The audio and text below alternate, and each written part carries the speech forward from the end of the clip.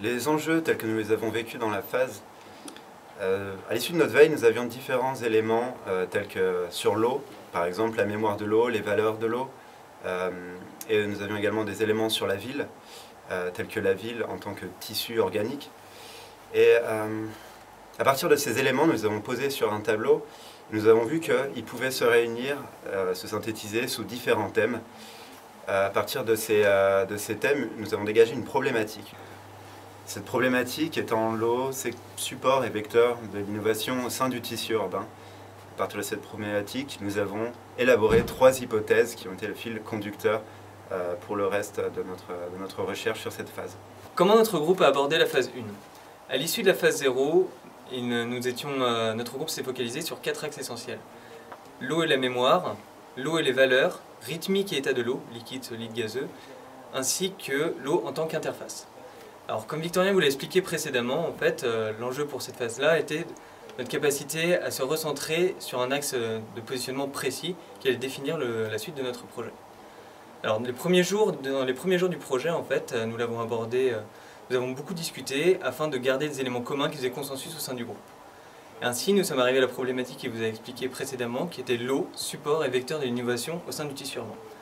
À partir de là, nous avons tiré les fils, c'est-à-dire que nous avons développé cette problématique sous la forme de 3 hypothèses. La première était l'eau, équilibre entre besoin vital et objet de désir. La seconde était la greffe du quartier dans le tissu urbain, avec les notions de conflit d'identité, tandis que la troisième était l'eau qui devenait le catalyseur d'une harmonie sociale au sein du tissu urbain. Et à partir du moment où nous avions défini ces 3 hypothèses, nous avons pu partir en phase 2, c'est-à-dire celle d'expérimentation et d'évaluation sur des concepts de design. Pour cette phase, nous avons utilisé différents outils. Le premier a été de continuer notre phase de veille en continuant à rechercher les concepts qui nous intéressaient afin d'affiner le projet. Ensuite, nous avons également fait appel à différentes personnes à l'extérieur qui ne connaissaient pas le projet afin d'avoir un retour qui nous a permis de l'enrichir. Nous avons également procédé à l'aide de brainstorming afin, en groupe, d'échanger sur différents points et d'arriver, notamment à l'aide de schémas et de dessins, à faire passer des idées qui sont des fois difficiles à matérialiser sous forme de mots et ainsi représenter des idées assez complexes sous forme de tableaux ou encore de croquis.